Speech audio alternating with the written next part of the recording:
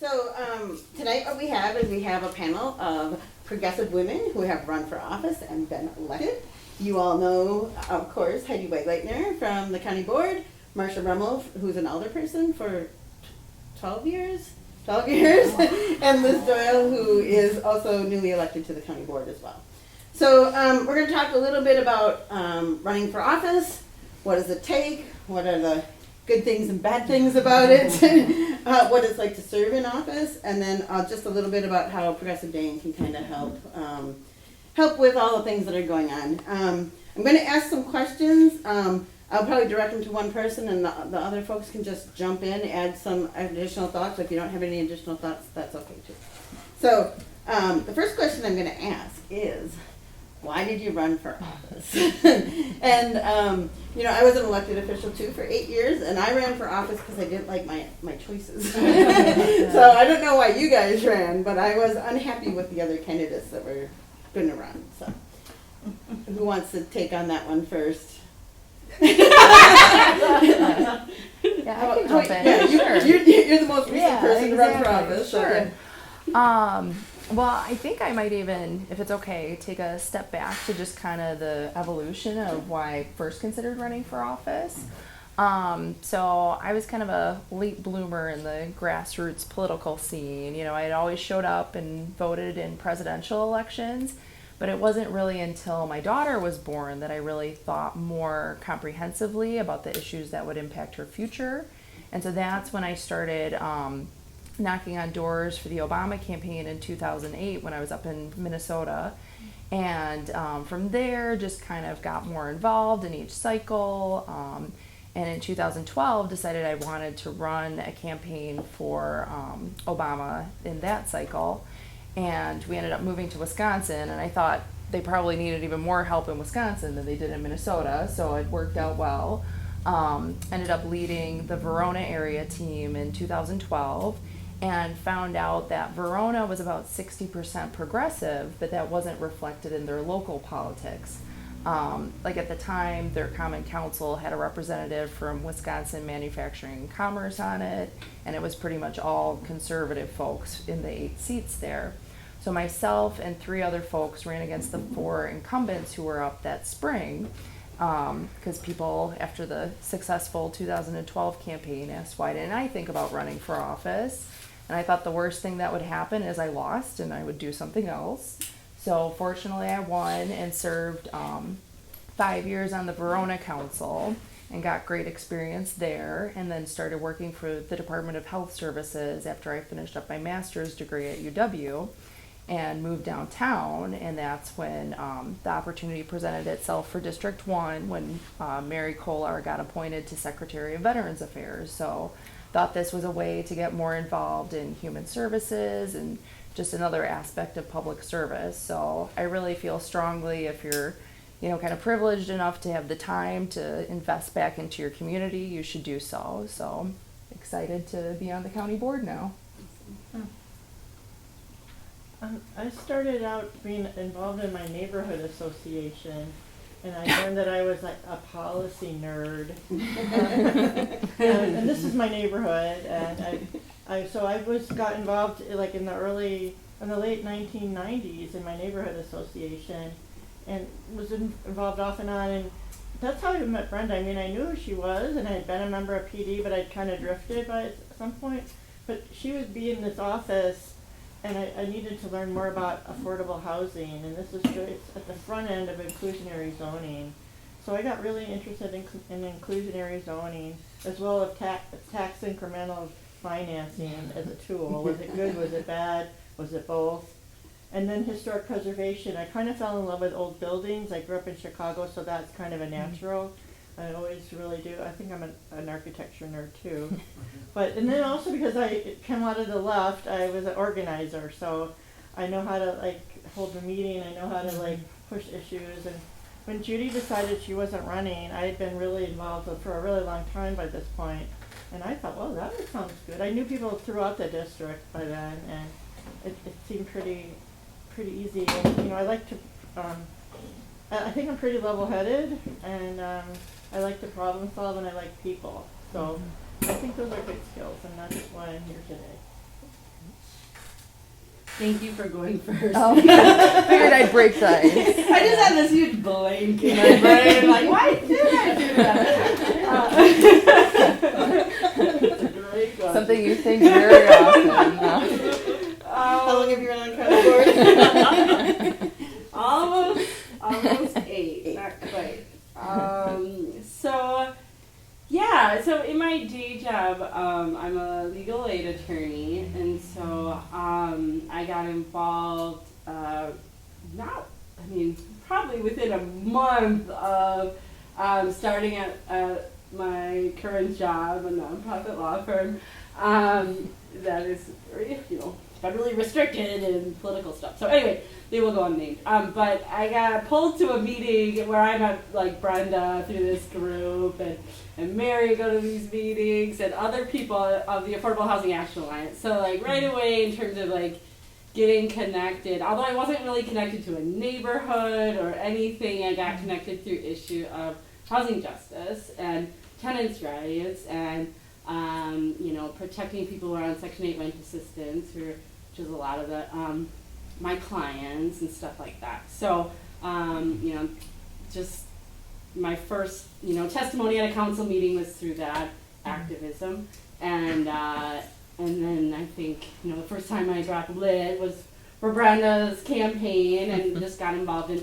Progressive Dane that way, and so I was able to serve on the steering committee of Progressive Dane for a little bit, and then when my county supervisor, Progressive Dane Supervisor Barbara Vetter, decided to retire, some people, asked if I wanted to run, and I thought it was a really exciting idea to impact, local policy, actually be able to make policy, and so I was really lucky to have some awesome people in Progressive Dane help me, and like Brenda literally like wrote a plan, I think, on a napkin or a scrap piece of paper she pulled out of her backpack at the malt house one night. So and here I am, and I've been, I guess, fortunate not to have an opponent the election since that first one where we had a primary and a general, and yeah, so I think, it's the issues really. I've always been interested in politics, but off like policy, I guess. So campaigns can be really fun and exciting, and they can be very nerve-wracking, and they can be very stressful, and you can end up being really tired. And so it's a lot of things to run for office. It sort of takes, from December through April of your life and puts everything on hold while you are campaigning. And I'm wondering, in your experience, what's like one of the best things about running for office, and what's one of the big challenges about running for office? Ooh, I think You got an jump answer? into this too. Sure. I think by far the best thing about running for office is going out and knocking on doors and talking with people in the community and just hearing about what's important to them and what you can do to better represent them and amplify their voices and needs. That's by far the best part of campaigning. I think the hardest part, especially as a parent, is just balancing that time with, kids and that kind of fun stuff, and just making sure, in spite of the relatively short timeline, that you're still letting your family know that you're there for them. And I even remember the first thing my daughter said to me, it was actually after the campaign. It was my first council meeting, and she was, maybe like 6 years old. She starts crying, and I'm like, "What's wrong, kiddo?" And she said, "You just ran for office because you don't want to spend time with me." Oh. So they know how to just get you.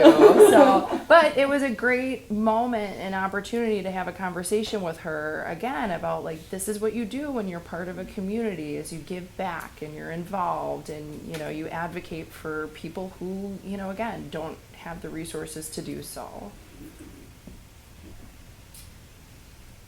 I think meeting people is the best part, and I think it's always, I learned right away that running for office is totally different than serving for office, and they're just totally different jobs, really. So you can be better at one job than the other. I'm not gonna start running. I kind of had a easy way, unlike others who really had to work to win. And so I've been kind of gliding ever since. So I feel lucky because I think I'm representing people. But, you know, like when I hear about all of you that, like, I did, like, the rounds twice, I'm like, wow. Good for you. But anyway, I think the hardest part during a campaign is all those damn questionnaires. And they're all like these abstract questions that are good, but you know, they're not like the questions you deal with every day. They're the questions like, how would you like serve, you know, how should Metro serve, or how should, I don't know, you know, how would you, and whatever. It's really abstract. And you just have to keep pumping them out, right? And then I'm like a control freak, so I wouldn't let anybody write mine. I just wanted my own voice. Diane, you did that too a little bit. I tried to help you, and you're like, well, I'll change it. And she did. Good. So anyway, I think asking support is like one of the deeply rewarding things. Like, people want they want to hear what you think, and they want to give you money, because I think you need it if you need it. So that was really heartwarming. I loved campaigning. I loved it. Knocking on doors. I think even when it was really cold, I had these really warm boots. But it was also kind of like, by the time I was running for office, I was so overly like involved in so many different things to have like the clarity of focus of, sorry guys, I'm running for office, I'm not going to do that anymore, I'm not going to do that anymore, I'm not going to do that anymore. I'm going to pour all my energy into this campaign, and you know, like, it helped me to have this this focus about what I was doing. And I worked really hard, and I did a lot of doors. I mean, I think calling and asking people money is not fun, it is hard. And the writing, and thankfully Diane did most of almost all of my writing. So if Diane could Diane, I like to write. That was just great. But I had, just such a wonderful team. So fortunate and blessed.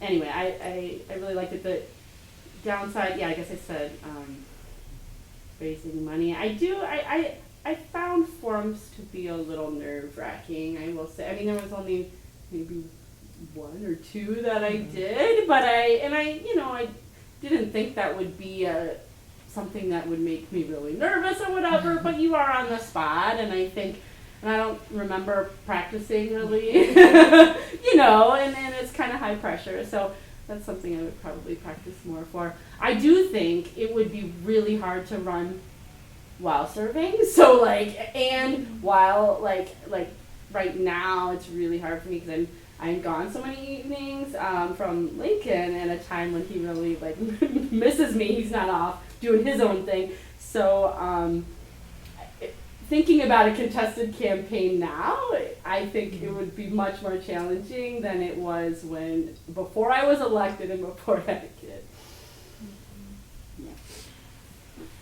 So if you were talking to somebody who was thinking about running, because there are going to be some open seats this spring, there's a campus race coming up. If somebody came to you and said, I'm thinking about running for office, are there some top tips that you would tell them, or some things that you would recommend that they think about while making this decision that you wish you would have maybe thought about, or that you would be like, if I would have thought about it then, this was an important thing that I maybe didn't realize was going to happen when I ran? Anybody have any? I would say,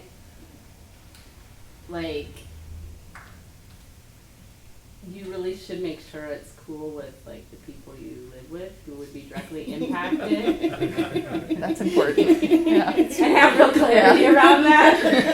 Because it's hard to do later. And it's really good to have just a few people.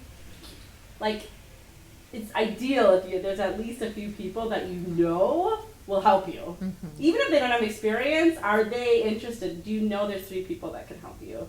And also, can you really say why you want to do it? Because, I don't know. Those are the 3 things that I think are, just kind of critical. A lot of the other stuff you can probably find, but if you can't do those 2 things, I don't know. You guys have anything to add? I just think you have to know your 3, 5, 10 things you want to accomplish, and just always circle back, because people can ask you things you have absolutely no idea the answer to yet. You might learn later, but and you know, it's the deft way to get through that, and then get back to like, here's why I'm the best. I'm really experienced, and I have a lot of knowledge, and this is what I'm going to work on, and this is our real needs. So that as long as I think having that kind of keep your eyes on the prize approach will help. Yeah, I think that's important, and kind of just to add on to what Heidi said, just knowing you have a couple people you can rely on to help you through is just huge, and it especially helps if they've been involved in campaigns before. Like, I had a fantastic person who, as soon as I mentioned, like, gee, I'm thinking about this, had like a calendar all laid out with like, this is when all your lit pieces hit, and this is when, so you're just right away, you know what it's going to look like for your time and things like that, and you can mitigate as many surprises as possible. So I'm gonna pivot a little bit and say, you got elected, yay! Now, the next question for you guys is, when you first got elected, do you remember, like, what were some of the surprises? What was some of the changes, or some of the things that you didn't expect? Or what would you say to somebody? So like Marcia said, there's running, which is one set of skills, and there's governing, which is a completely different set of skills. And how is that transition sort of for newly elected people, and what are some of the surprises or things that maybe people don't think about? And you need to talk more too, because I want to hear what you have to say. Well, for me, it was the city council had such a quick timeline for like trying to get you up to speed really quickly. So there was like all these meetings that were suddenly scheduled, and you just got appointed to a bunch of committees, and you were trying to like go to all your new committees and go to all these orientation sessions that were. It was just overwhelming, and I thought, oh, I'm never going to be able to do this. Even, and I go to a lot of meetings, but it was just like, and everything was just piled on top of each other. Like everything was like double booked. I started being double and triple booked every night. Or there was things I wanted to go to that I couldn't do anymore.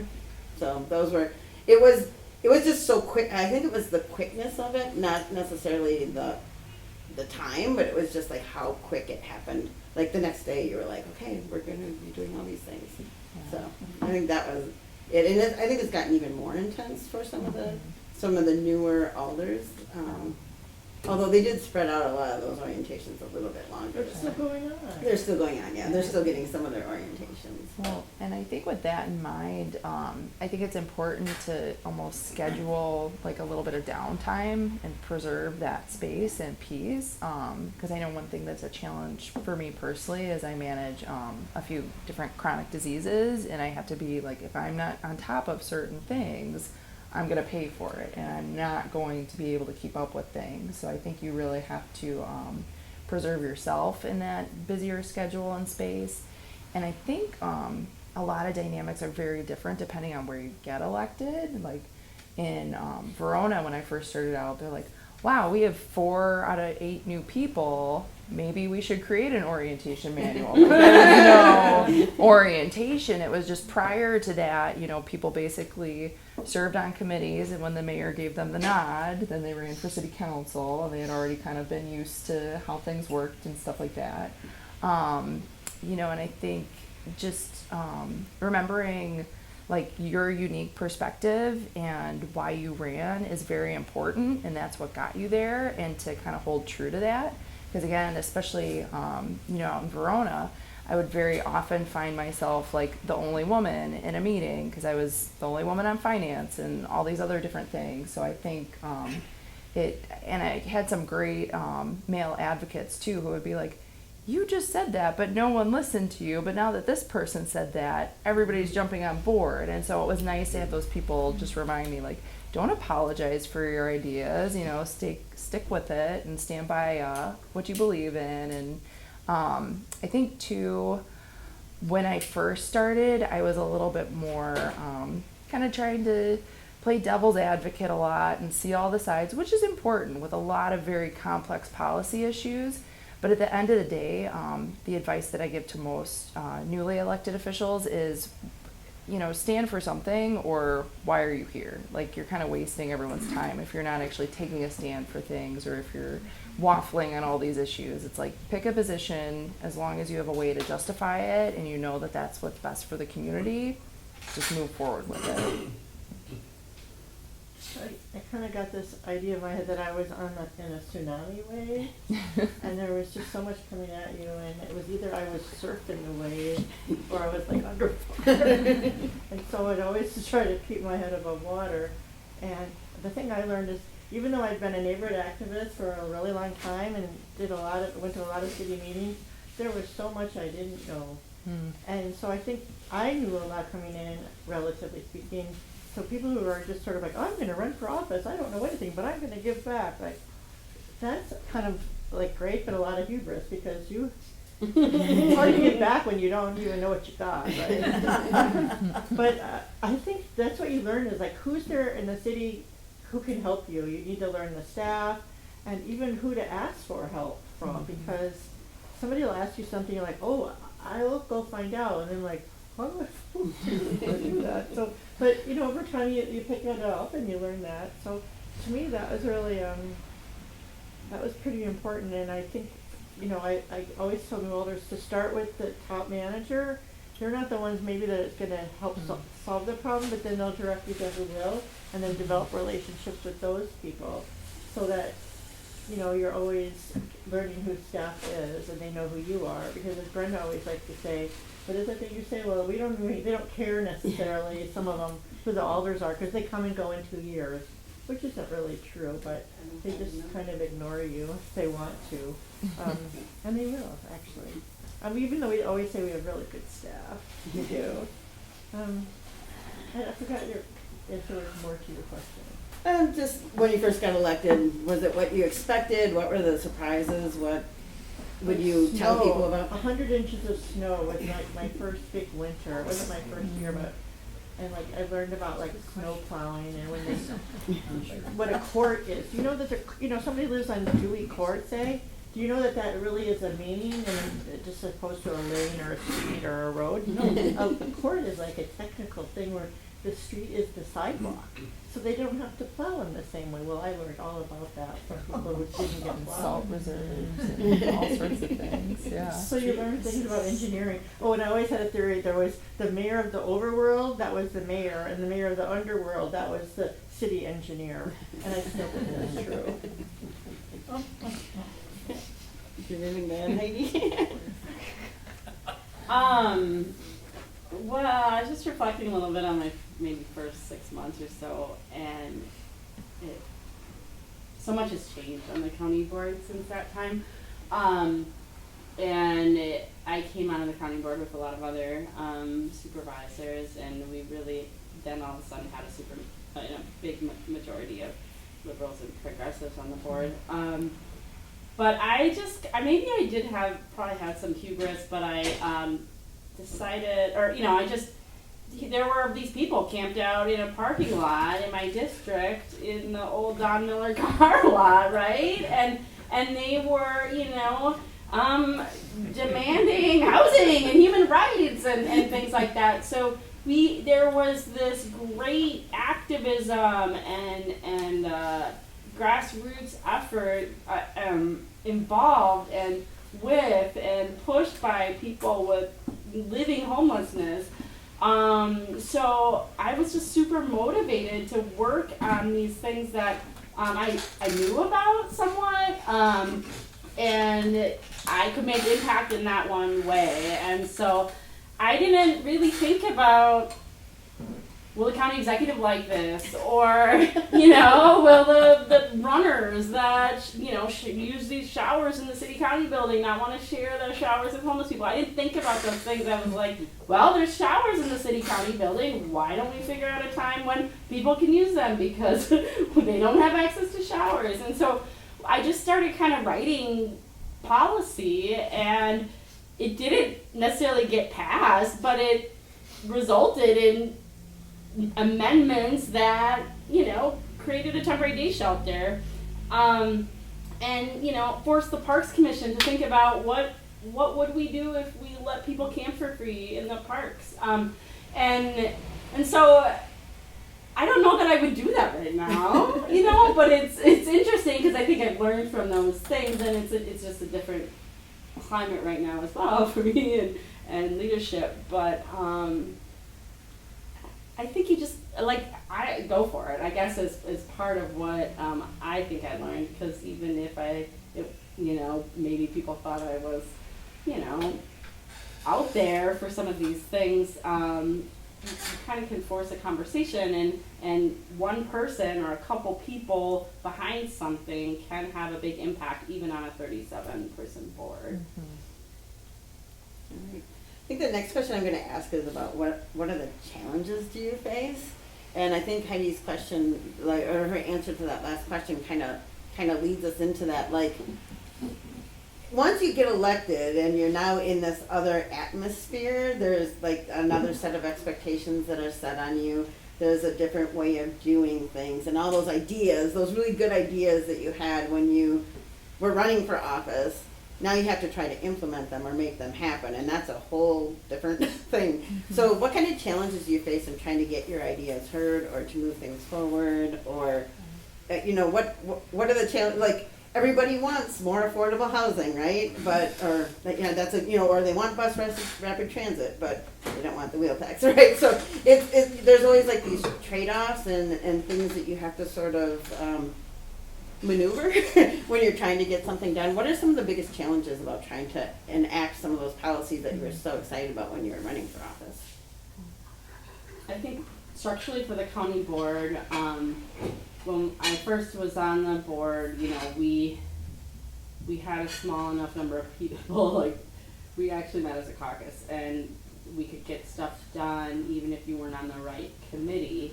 And now there is no larger, you know, like, we have a small Progressive Dane County Policy Committee of the elected supervisors, but if you're not on a committee that works on the issues you care about, it can be difficult. Like, I could introduce something, but in order to actually like impact an issue or get it scheduled, if the chairs don't want to schedule something in committee, they won't. Or, you know, if the leadership doesn't want something to happen, it's just really easy to kill it. Whereas if you're on a committee in an area where you want to make some impact, then you can, you know, you can push within that committee structure to make that policy. I think the county is much different than the council, which seems to have a lot more opportunities and committees to kind of move stuff through, and they do a lot more decision making, like in public, or, you know, like it's just your meetings are longer and you debate things and you introduce amendments, whereas like in the county process, because so much happens in committee, if you're not on a committee where, you know, like like my committee is zoning, and we pretty much only are dealing with things that completely are outside of my district in a really kind of narrow focus within the county's zoning jurisdiction. And so how do I impact, you know, so many issues I care about within that committee structure? It's, you know, it's a little bit challenging. Did you volunteer for that committee? No, I got punished. Yeah, I was gonna make that point. I figured out what committees to keep you on.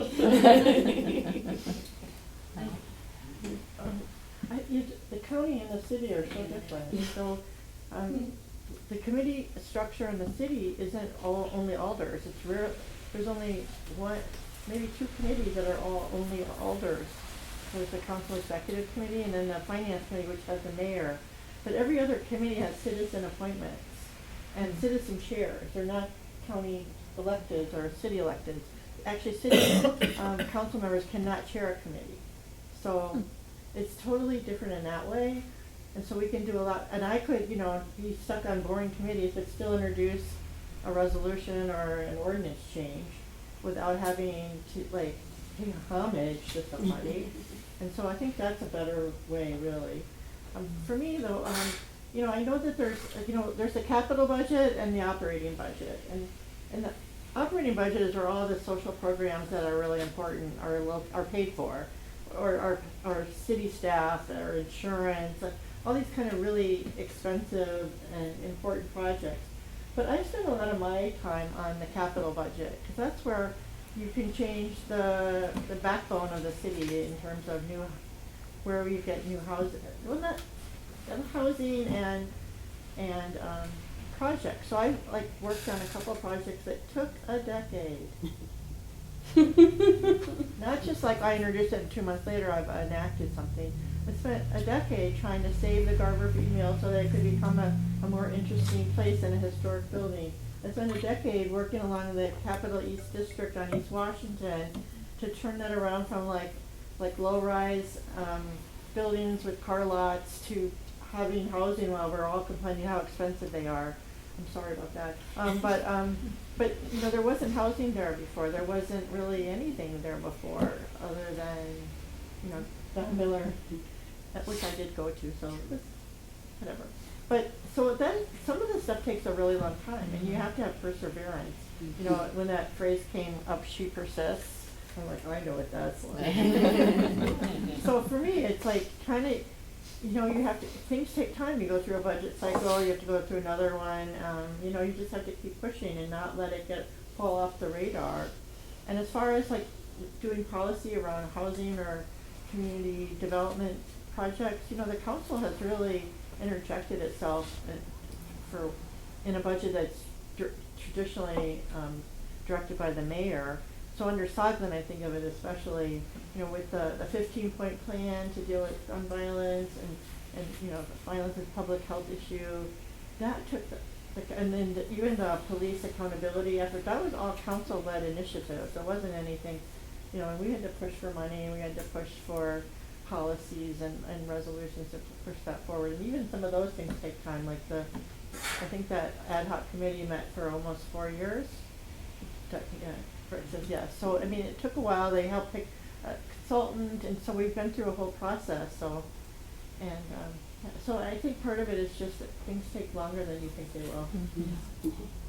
Yeah, I think that's an excellent point. You know, that was one thing.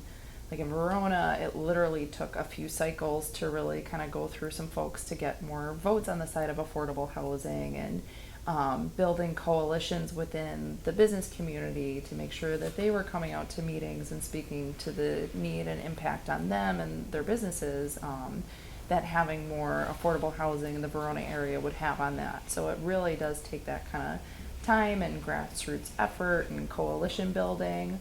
And I think one particular challenge for me is coming from a municipal background, trying to transition to the way the county board operates around the budget. Like I was literally shooting out last minute emails on Monday when amendments were due at noon, like, oh, you know, I'm not on this committee, so I have to make sure someone on the committee is sponsoring this or is aware of, you know, what this amendment is about, because it wasn't like that in the city council. It's like we got the budget presented to us, and then anybody could propose amendments that were related to anything in the budget. There wasn't the same kind of hierarchical kind of procedure. So that's been a little bit of a shift in mindset. But I think, you know, one thing that I talked about with another supervisor shortly after I was elected is just, it's amazing too how much you can get done if you take your ego out of the process and don't care who gets credit for it. Like if you're just willing to say to someone, I just want to support you in this effort, doesn't matter if my name's on it, whatever, and just as long as it gets done at the end of the day, that's the most important thing. So I found that because there were a couple things that I was ready to, like, oh, you know, this is something that really excites me. Like the mentoring program that we heard about, I think it was our very first public hearing. I was like, oh, I really want to make sure I make an amendment for this and make sure that they get funding to continue this program. But somebody else was like, oh, I've been working behind the scenes on it, got it taken care of. I'm like, perfect, as long as it's in the budget, that's all I care about. And so I think finding relationships too, where you can work together on certain issues, and again, if somebody feels strongly about taking the lead, just letting them run with that, because at the end of the day, it just matters making sure that the community benefits.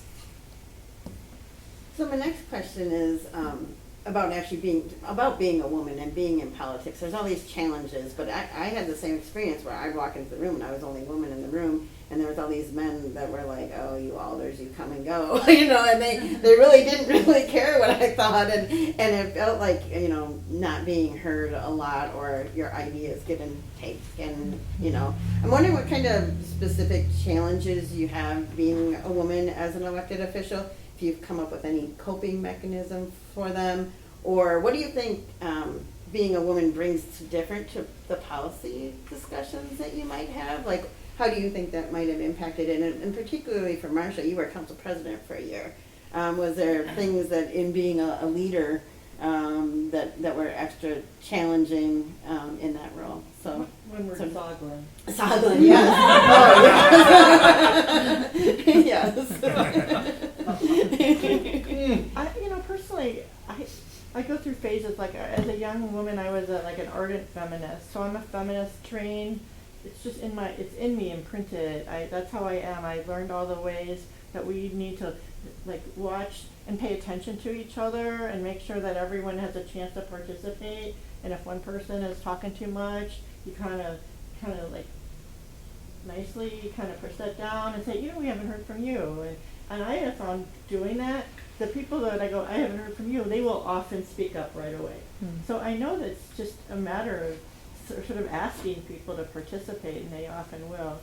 But less often am I the only woman, although I did create a committee that was only women that polices a committee. I did that on purpose. There's never been an all-women subcommittee or any kind of committee in the common council, and there hasn't been one since. So that was kind of fun. I guess for me, I try, I think I'm not trying to say women are better than men or that anything like that, but I think if you're self-aware about the power dynamics that exist in society, it's maybe easier, or ought to be easier, to see how those operate, where you go in a room and the men all talk over each other. They don't listen. Not all men, of course. You don't know what I mean when I say that, right? But it's just how I learned, having run a lot of meetings, you just have to interrupt it. It's kind of like interruption politics. Like, just, you can't let it go on. You have to stop it. And I don't know, and I don't mean to be disrespectful, but it's like they say when you train a dog, you redirect. It's like redirect. Like, okay, we're done with that. You have to stop that now, and we need to listen to Greg because he was going to start on something, but we, got off track. So I think I've learned good skills to intervene, and I think it is a lot about intervention. And I think it happens to me where, if they don't want to hear what you're saying, you get talked over.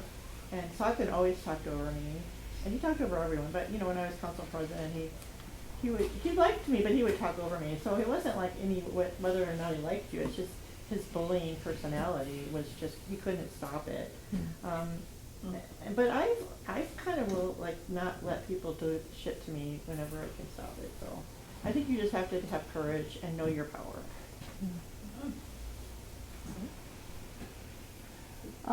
Well, I think the dynamics are a little bit better, at least in my experience so far on the county board. But when I was elected to the Verona Council, myself and another woman were elected. So we were the first two women to serve on the council in 10 years. And we would often get called by each other's names, even though there was a solid, 20 years between the two of us. We were both brunettes, but that was about where it ended.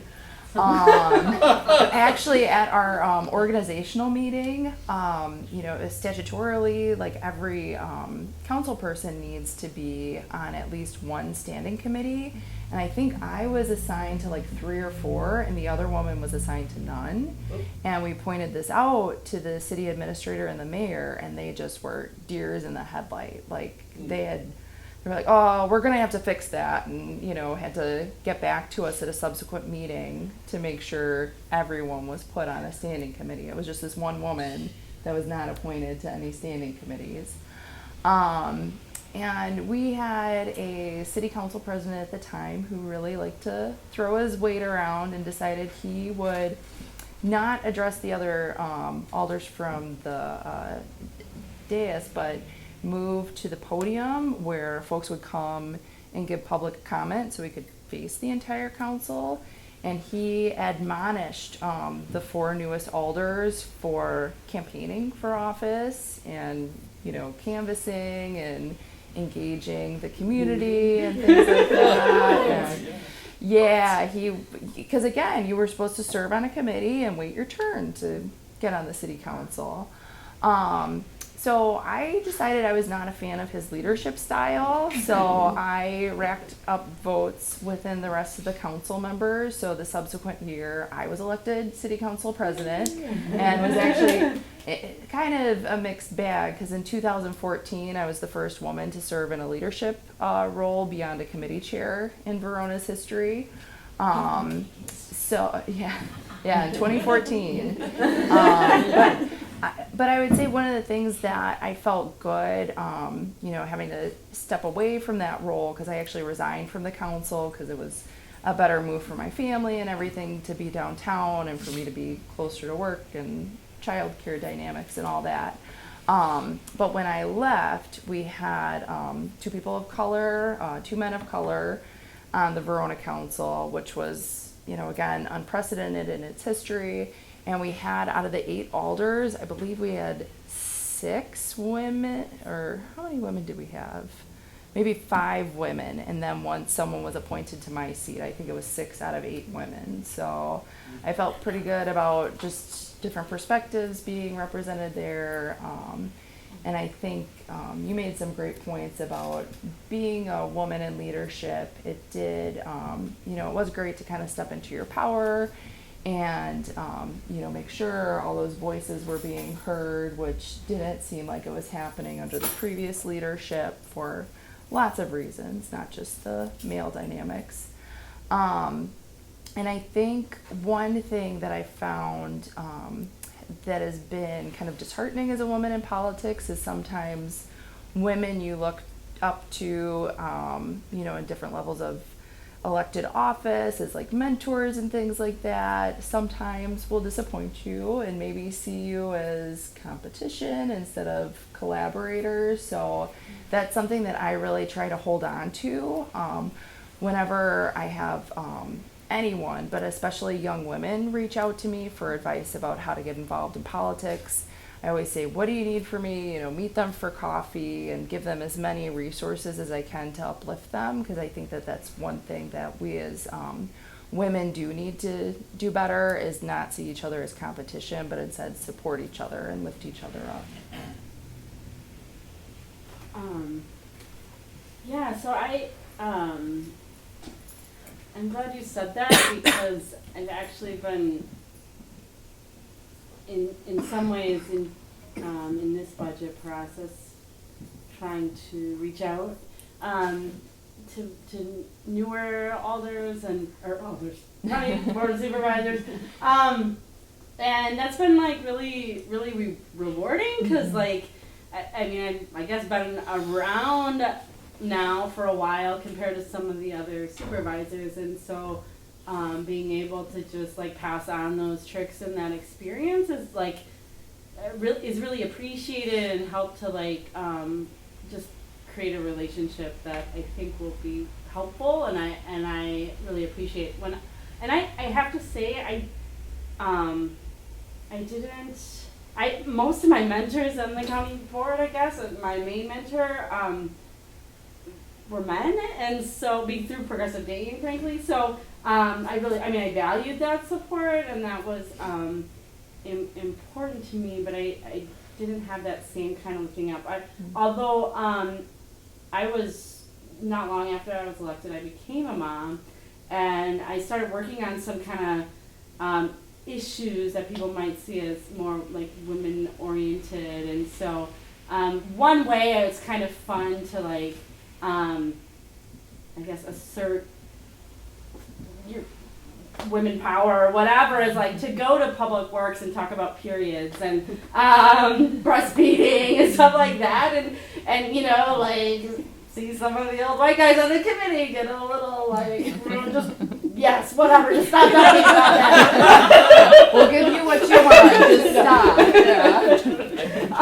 But I always felt really supportive in having Lincoln come to meetings, and I do feel like a culture of the county board has been really inclusive in that way. And you know, when now Representative Melissa Sargent was the chair of a committee I was on, you know, she had brought her young son there. And so there was that.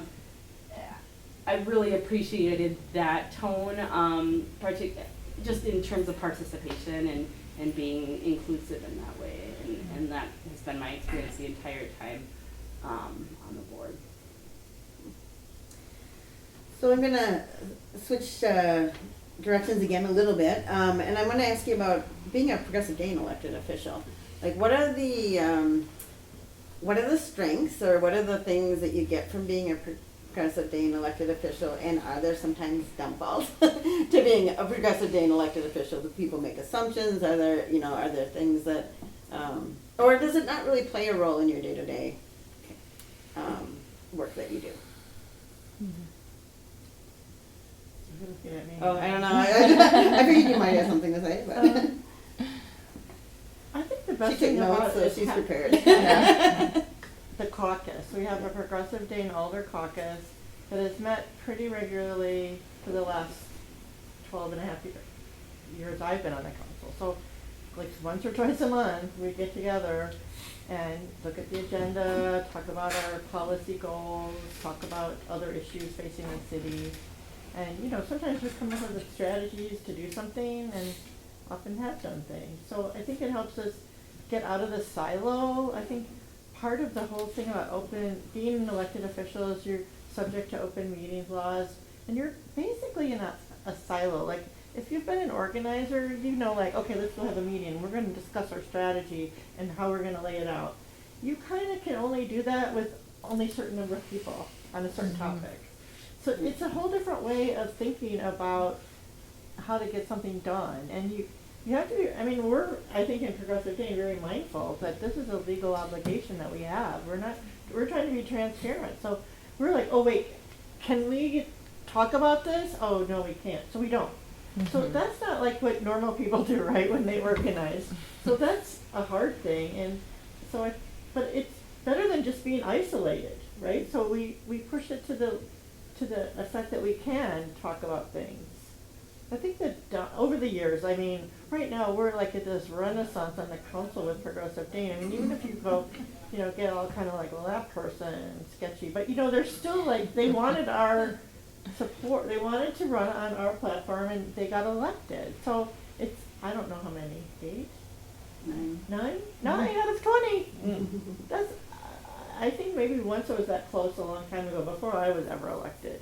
And before that, it's always these moderate Dems. Like, they're, you know, like in the scheme of the world, they're like not the enemy, but on the level of the council, like they're never voting for what you want.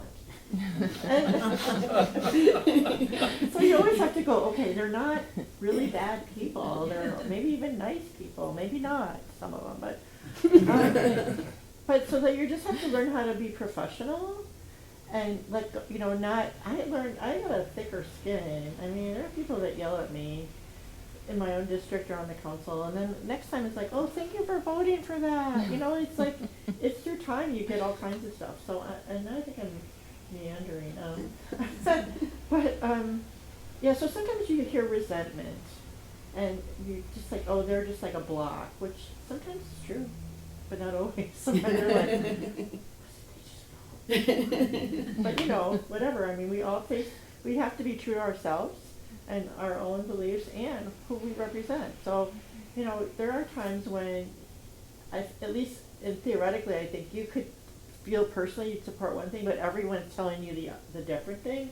So then you have to really make a decision. Am I just being only true to myself, or am I truly representing? And so, I think that's, you know, a thing you struggle with on a lot of really hard issues, because you know, the easy ones are easy, but the hard ones are just like, oh, I have to vote on that, don't I? I wanted to vote on that. What am I going to do? And so I've developed a strategy of reaching out to people and like, tell me what you think. And but at some point, like you said, you have to take a stand. You have to vote. You have to decide. You have to say and explain yourself why you've done what you've done. So, but it's good to do it with a cohort.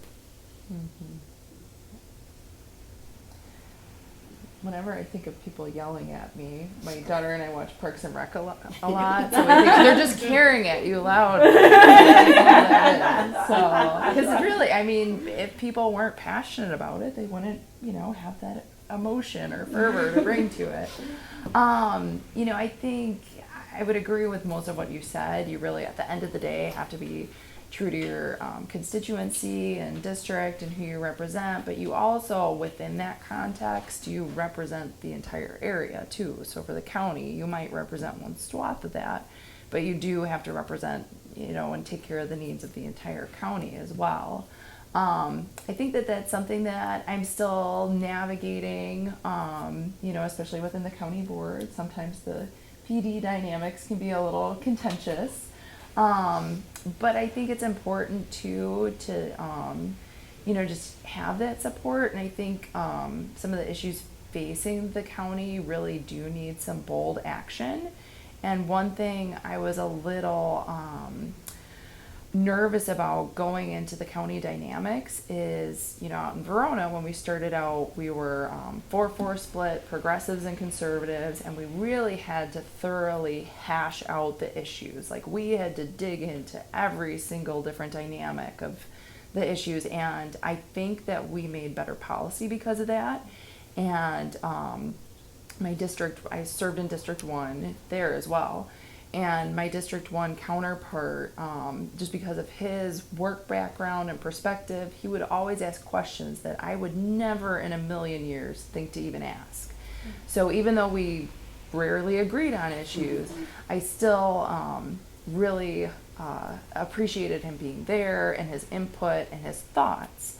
Because I think at the end of the day, most of us want the same things. We want a safe, healthy place to live and thrive and grow. So I think that that's something that I personally have been trying to bring, and that was part of the reason why I did reach out and ask for the Progressive Dean endorsement, because it seemed like there was an interesting history in District 1 especially. But, again, I think at the end of the day, we have very similar views, whether you're coming from, just kind of the Dems lens or progressives or even some of the moderate lenses or more conservative. And it's about what you can do to further that action. So I think sometimes I might have disagreements about the strategy. And I think that that's important to have those different perspectives, because you kind of have to work all different angles to really move policy forward. You need strong public messaging, but you also need to work those internal dynamics and build an internal coalition of decision makers and people who can move things forward if you really want to make actionable change. I think for me, being like Progressive Dean as being, or Progressive being elected is being kind of grounded in our platform and the activists that make up our membership and come to our meetings to bring issues to us. Issues that I'm not expert on, like let's say F-35s or PFAS, or our July meeting where we were sitting here with a panel talking about that. I mean, those that kind of accountability to the issue, to people who are working on the ground on things, is really important, and I think really distinguishes Progressive Dean from, I guess, another political party, and that kind of just real on the ground work and local policy. Right now our number of PD elected supervisors is really small. We don't have any committee chairs, so we do need to grow that, and we need to figure out how we can be effective and impactful. And part of that is just trying to do things, developing relationships, being bold, and and keeping at it, being persistent, and sometimes you can't just keep doing stuff and getting punished. Sometimes you gotta take a break from that and figure out other strategies. So yeah, I mean, I think that's what's super valuable to me, and connecting to the expertise and having relationships on the council and on the school board, so we can work on the, we can talk about PFAS together and yeah, so that network of the kind of value oriented elected officials is great. I think one of the hardest things, like being involved with both of the caucuses, is when you disagree. I think sometimes, especially for newer elected officials, it's super hard because they think, oh, what's going to happen if I disagree? And I always say, it's okay to disagree. Just come forward and say that you disagree instead of surprising people. Because I think it's the hardest when you think that you've had a conversation and somebody just sat there and was quiet and then they do something that you didn't expect. I think that's the hardest thing. So figuring out how elected officials in Progressive Dane work together and respect people's differences, and sometimes, like Marcia said, sometimes someone has to vote their district instead of, or they have to do something because they know that something is really important for another reason besides Progressive Dane. And figuring out how to make that okay, and figuring out how to not have a lot of hurt feelings when you're done and not give, and to keep people sort of together and still coming back to the table, I think is one of the things that we struggle with, because when people disagree, then they just stop showing up. And so, how can we keep the conversation going? And I think it works out best when we agree up front instead of people being surprised, in a committee meeting or by a vote or by something that somebody says on the council or county board floor, right? Like just letting people know in advance seems to help a lot with the communication part of it. But Well, just communication at all. I think yeah.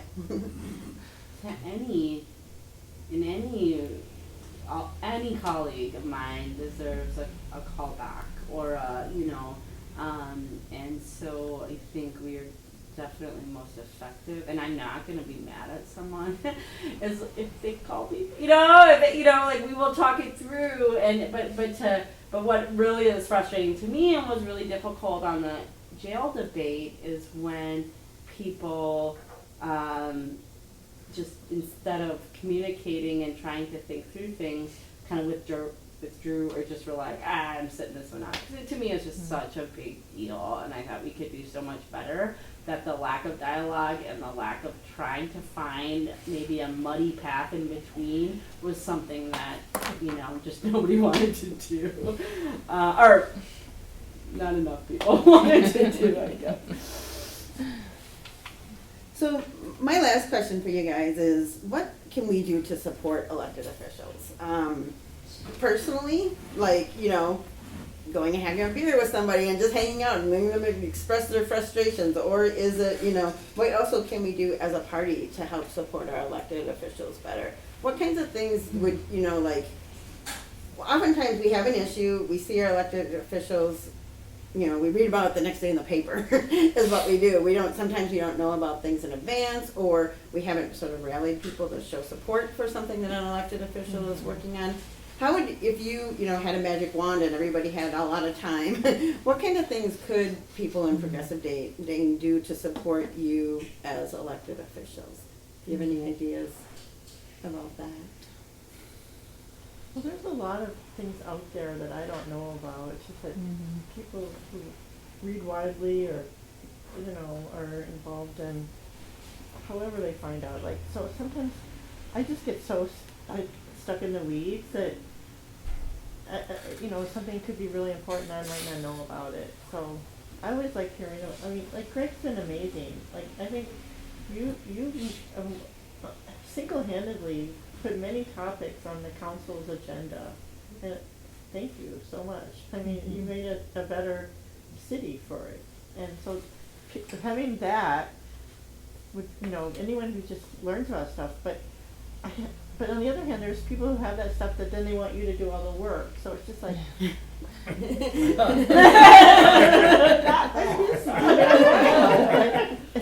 whatever. There's some balance in between, somebody having something, you really need to know more about this, and can you do this for us?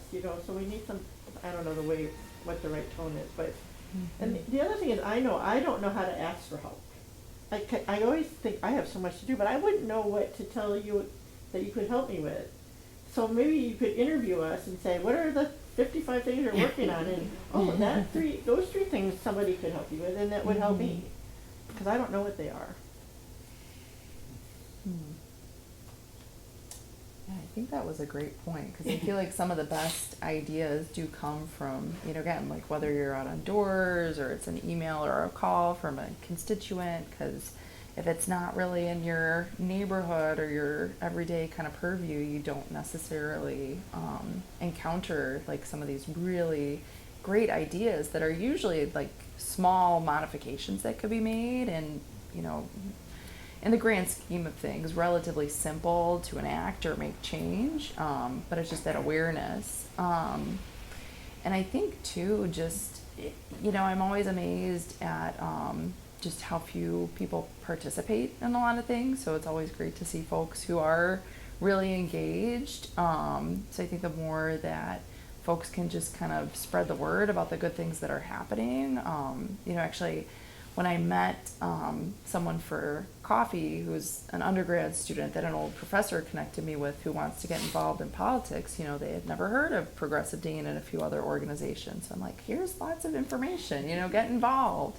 So I think that's helpful to just, the more, that's one thing that's nice too compared to Verona is there's a lot more neighborhood organizations and groups that meet more regularly, and I think that makes our job a little bit easier when there are people who are willing to show up and speak to the importance of issues. So I think maybe just finding better ways to engage around that and try to get more heads up when important issues are coming up is a great idea.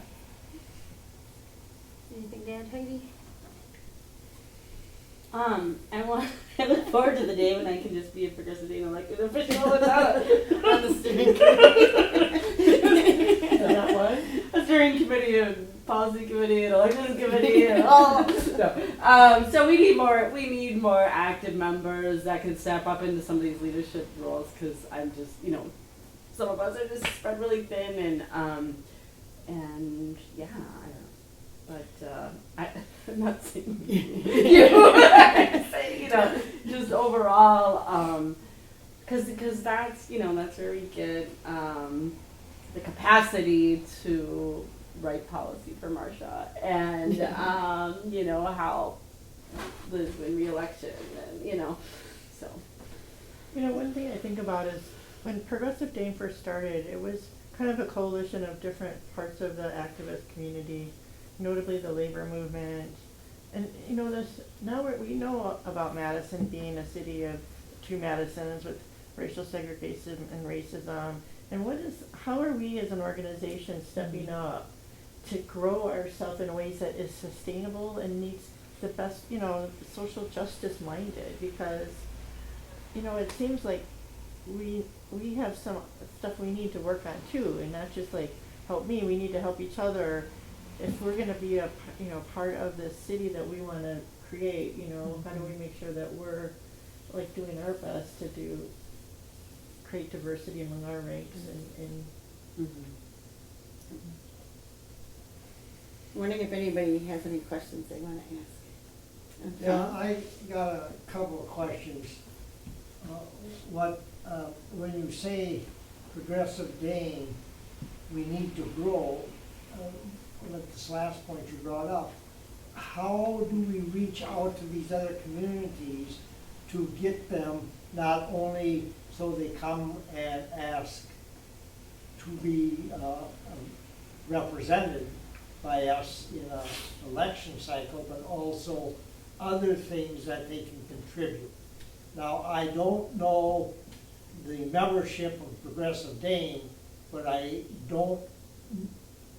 my question is, how many of people who are minorities or different nationalities do we have as members of Progressive Dane, and how much input do they have into the members of the board and so forth? the answer for all of that, Tom. It seems to me that we need to go to, people who are interested in that need to say, okay, I'm going to go every month to group X and just get to know people there and say who I am and always just show up. And then eventually you grow that relationship. But I don't know that it's our, I don't have the other answers about our own demographics, but it seems like we could work on getting out, because we have ideas I think are important and skills to share, so I don't wanna say we should be presumptuous or privileged, but we can go and just listen and participate. I think too, it's been hard, like, when we have, I mean, I'm hoping we're able to hire a staff person coming up and stuff like that. Like, some of the ways in which we are just present in community, like, if we don't have the volunteer or the staff or whatever to do that table, or if Martha gets sick, like, just being present and being available and accessible where people are, like, some of those basic communications and opportunities we need to make sure happen, and that's part of, like, just our party infrastructure and capacity, so, but yeah, I agree with what Marcia was saying. Well, and I know one of the things I'm terrible at is when I go to meetings, I don't identify myself as being with Progressive Dane. I wear a lot of hats in the community, and that's the last one I ever mentioned. I don't mention it for some reason. It's weird, and I think that somehow we need to, brag a little bit about the things that we do so people know more about us, because I think a lot of people don't even know we exist or don't know what we do. Right, yeah. And also just being a local party that's not the Democrats or Republicans, it's just confusing to people, right? And so I think we just need to talk about ourselves more so people understand what we're doing, what we're trying to accomplish, what's in our platforms, because I think when people read our platforms, they agree with a lot of it and they get excited. But I sometimes feel like we don't say, this is what we're doing. This is, like we don't brag enough about what the things that are going on. Or when our elected officials are doing the things that a lot of people are supporting, but it's not connected as it's that elected official is doing this thing, not Progressive Dane is doing it. So I do really appreciate all the effort that's been put in by you and Martha to push things out on Facebook, because I think that not everybody's on Facebook, but I do think like that does have a reach, and it's a way to really like showcase our alders who are working hard and doing these things and have reports, or this county meeting that's coming up kind of a thing. So I do think we are connecting with new people through social media in that way, and we should keep at that. anybody else have any questions they want to ask? The ordinance is, okay, well, I was here and I did a 3-hour deal, and this guy from Pennsylvania, I believe, he created an ordinance to keep the farmers from being bombarded with a bunch of GMO cakes, I think. Well, my question is there a way that can be done where, especially with an attorney, create an ordinance to knock down the state preemptive stuff, the Dillon law, and get back to the constitutional rights? Because, things like, okay, at will is ill will now. There's a bunch of homeless people on the street because, for whatever reason, wrongfully terminated. Just thinking, is there, I don't know to the degree you have the power or influence, but that would be a way to, take the first step in changing Dane County and progress. Yeah, it's been rough the last few years with the state legislature, and a lot of things are preempted, or people are afraid to even propose because they're afraid the state will pass a law that will preempt them from doing it. So they don't even propose things we could do locally because they're afraid if we propose this, then the state legislature is going to pass another law preempting us from doing it. So how does that impact your work? I've heard staff say, "Oh, let's just wait on that." Yeah. So yeah, it's like a chilling effect. But then, I guess I hate that reply, because what's the point? Like, at least if you pass it and they preempt it, then everybody knows how terrible they are for preempting. And if you never do it, it has the same exact I mean, I understand not putting a lot of work into something that's just going to be immediately repealed, but like, I don't just know. mentioned the plastic bag ban and boom, it was done. Yeah. Yeah, it does impact it though. And I don't think it should deter us from introducing things because then we're letting them get away with it, and then the public does not even know why we're not doing it. Undoing it though, that seems so daunting. Yeah. So the day comes when maybe we could. We'll probably spend 2 years undoing what they've ruined. Doesn't this? I remember you talking about this, Brenda, where there was some kind of like catalog of We all have that. the We have the the laws ordinances that are that waiting wow. to be reintroduced. The wish Yeah. list. Okay. So chapter 77, I think it is, Yeah. there's the city, and so everything that got preempted got put in chapter 77 because of the 77 square miles surrounded by reality organizations, right? So it's in chapter 77, and it's just sitting there waiting for the day when we can go back and try to figure it out.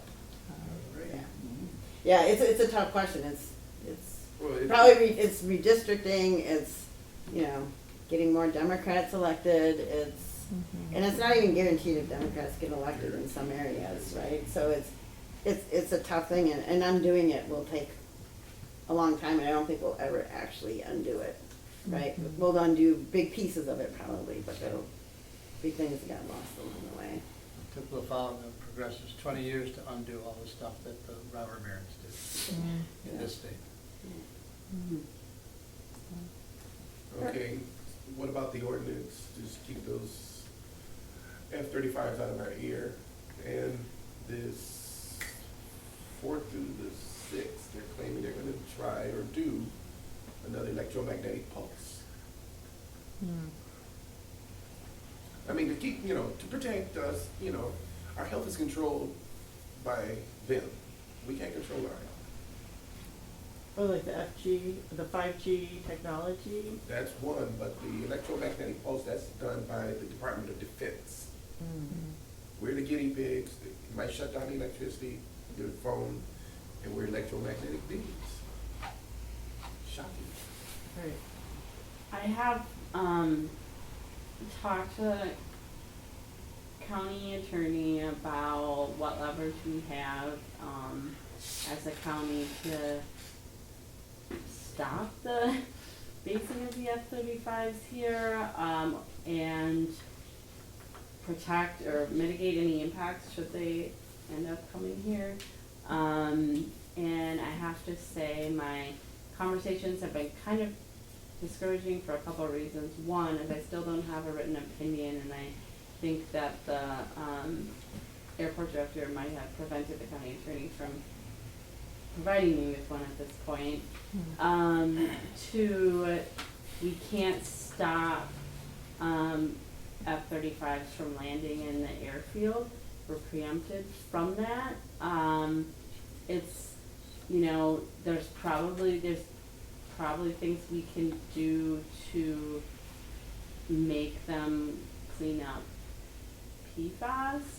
And I'm one unanswered question I have is whether or not there's a way we can prohibit them from, or basically require them to certify that they're not going to store nuclear weapons. And that's one I have not gotten an answer on at all. And so I guess I'm looking for all that leverage and looking for these answers. And there's one lawyer that does all the airport stuff, and he basically said in a lot of things when it comes to the military and defense, we are preempted from basically regulating. And we are prohibited or preempted from regulating noise, basically. So that's really So can we call a cop and say, stir me up? from airplanes, from commercial or military airplanes. We can't, or the federal law says we can't. So it's really frustrating. It feels like so wrong that we should not have more control over what what is happening here. You do have stormwater permits that you issue on Yeah. behalf of the military that you could not authorize. Mm. I would look into stormwater. I mean, things like you don't think, Yeah. the power of stormwater, but you know, they disturb the soil, they have to get a permit from the DNR and you own the land, so. Sort of the basic question I'm wanting to know is the military exempt from state and local ordinances or law in general? Do they get to just be exempt from every fucking thing? I don't think they are. I don't know how you get a good answer. Not just these specific little things, it's like there's a jurisdictional question. We do have, I think, some autonomy about what goes on in our boundaries. I think you're right. I think And if they violate zoning or something, you know, if we're gonna fine Mr. Bang $4,000 a day for a little thing, we ought to be able to fine the military, at least we can have a revenue source. Yeah. You know, if we fine them $8,000 a day for something, that would help the budget. Yeah. Maybe they even just change their minds. I bumped into the zoning administrator in the hallway the other day and I said, so do they have to comply with their zoning laws? And he's like, we're looking into it. I mean, I think they also were having that same feeling about like, we can tell them they have to comply with their zoning laws, but if they say they're not going to, what are we gonna do about it, Well, right? it's still a Like, start. yeah, But you gotta yeah. stand up for yourself. So Yeah. that was Matt Tucker. yeah, Cool. yeah. I think they do, but I'm not sure that it's I'm not sure that they need new zoning. Oh, They need approval for construction. yeah. They need city to sign off that they follow all the rules. Matt's smart, he could call it a change of use. And then he'd have What to about go the through a water they conditional use don't clean permit. up? And we could have 55 conditions on that. But it doesn't necessarily go through a review process, but there is a legal building permit process they would have to go through. I don't know that it would be triggered any other review. Does that building process in any way conflict the interests of a resident's home and their safety once they call themselves in shelter in their house? Because I live by the airport, it's ridiculous, 4 at a time. Boom, that was my alarm every morning, those guys. For a while. And then, you know what, why does the governor area have a totally different electric generator than the rest of the city? In Maple Bluff? Yeah. Used to spend time over there, but totally different now that particular governor's not. Was the air base, is that county property or is that city? Tony and Fed. Within the city limits? Yeah. Okay. Well, we got some bases to go at them. Even if we lose every one of them, we should go at them. Well, why did Satya say it's not a city problem, the county has to take care of it? For the That's water. what she said in the beginning. I don't know if she's still saying that. The water or yeah, not what she said in her campaign though. No, no. That's true operationally for some things, because the Truax is kind of a tenant of the county. Well, the DNR. The city ran the airport for some time before it Yeah. became a county airport. Yeah. While PFAS was also being used Oh, there yeah. too. So right now there's a big one of this going on, and that's why we need to be working together to overcome that. Those barriers that are happening because of finger pointing. Well, I think the city will be finger pointing at the county. Just be forewarned. No, they are. I know. Yeah. Yeah. But Well, the DNR has written a letter to the city and to the county and to the Air National Force. Guard. Yeah, saying they need to clean it up, and so the 3 parties are now being called upon to figure out what to do, and that's where the finger pointing is going on at this point, right? Because nobody wants to be held liable for it, so. Well, the city's gonna say, well, when we owned the airport, they didn't use PFAS in the firefighting foam, or something like that, right? So even though we owned it, it wasn't, or if it was used at the burn pit, it was small. So, but I don't really know because What it's if all everybody in the city anecdotal something somewhat. like that? Somebody says, oh, I talked to so-and-so who's been working a long time for the fire department. Well, there's your science. What if everyone sent them a letter? Everybody in the city. That make a difference at all, or just guarantee we're all gonna get hurt? Since the mayor and the county executive, or The mayor, anyone Airport. that needs to step up with the right human perspective and rights Mhm. to make sure. I mean, that's what we're counting on, right? Like, we absolutely need to be flooding the comment periods through the last week, and after the comment period ends, like, it's gonna be up to us changing the minds of our leaders, of the elected officials, of Tammy Baldwin to have an impact. Oh, by the way, being in the positions that you are, strongly recommend that you watch what Congress and Zuckerberg talked about today on Facebook. Oh, You already know. I heard yeah, something about that. I I didn't hear heard what you about said. it, yeah. Is that all the currency? Vaccines are making pregnant ladies have kids with autism, and therefore they were talking about that being no-brainers, just do it. And Zuckerberg has changed since whatever private meetings he had. In fact, now I call him a sucker. Because, I mean, he's submitted to these things, and what did he, money. We're definitely gonna have one currency. Yeah, Oh, that's what that's I had heard crazy. about, was the Crazy. Facebook currency thing, yeah. Just, Well, and somebody brought up that, it might be time to see if Facebook's too big and needs to be well, broken yes, up. there's criticism. Watch Democracy Now! Today. Oh my gosh, this guy really scares you. Makes me glad I don't use Facebook. All right, well, I want to thank you guys for sharing your time with us tonight. I know you're really busy and have a lot of other things